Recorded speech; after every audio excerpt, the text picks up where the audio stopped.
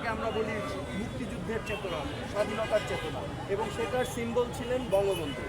কিন্তু একক নেতৃত্বে কিন্তু হয় নাই, এখানে বাংলার মানুষ সবাই ঝাঁপিয়ে পড়েছিল। এবং বঙ্গবন্ধু যখন পাকিস্তানি কারাগারে কারারুদ্ধ ছিলেন, সেই ক্রিটিক্যাল 9 মাস আমাদের মুক্তিযুদ্ধের ইতিহাস আজ অবধি আড়াল করে রাখা হয়েছে।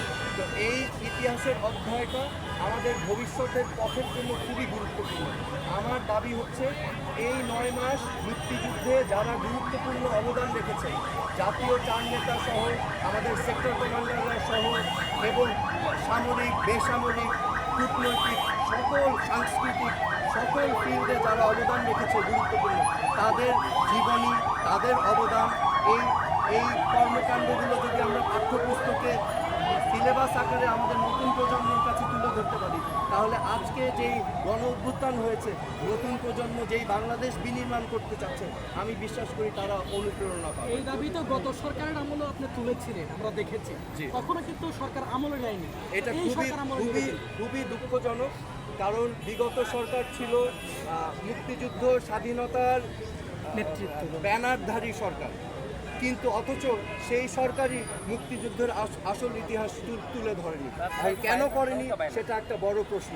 এটা আমাদের সবার চিন্তা করতে হবে এবং প্রশ্ন করতে হবে, কারণ আমাদের সঠিক সম্পূর্ণ ইতিহাস জানার সকলের অধিকার আছে, বিশেষ করে নতুন প্রজন্ম, এবং নতুন প্রজন্মই সিলেক্ট করে নেবে কি হবে আমাদের ভবিষ্যৎ বাংলাদেশ। এই ইতিহাস অন্তর্বর্তীকালীন সরকার এই বিষয়টা আসলে গুরুত্ব দিবে কিনা? দেখেন, আমি দাবি করে আসছি একজন বাংলাদেশের নাগরিক হিসাবে, এবং আমার আরেকটা পরিচয় আছে, আমি বাংলাদেশের প্রথম প্রধানমন্ত্রীর সন্তান, কিন্তু আমি নিজে এখন লজ্জাবোধ করছি যে আমার রাজপথে এসে রাষ্ট্রের কাছে এই দাবি করতে হচ্ছে, অথচ এই জিনিসগুলো কিন্তু রাষ্ট্রেরই করার কথা, নিজ দায়িত্বে।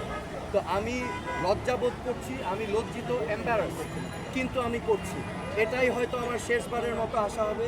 আমাদের প্রধান উপদেষ্টা সুনামধন্য ডক্টর ইউনূসকে আমি আন্তরিকভাবে অনুরোধ জানাবো যে আপনি আমার দাবিটা সিরিয়াসলি কনসিডার করবেন, কারণ আজকে ছাত্র জনতা আপনাকে একটি গুরু দায়িত্ব দিয়েছে বাংলাদেশকে সংস্কার করে একটি নতুন পথে ধাবিত করার, এবং আমার দাবিগুলো গুরুত্বপূর্ণ ভূমিকা রাখবে সেই নতুন বাংলাদেশ। আপনি কি বৈষম্যের শিকার হয়েছিলেন কিনা? এখন হচ্ছে আমি বৈষম্য অবস্থানে আজকে বাধা দেওয়া আছে, বলছি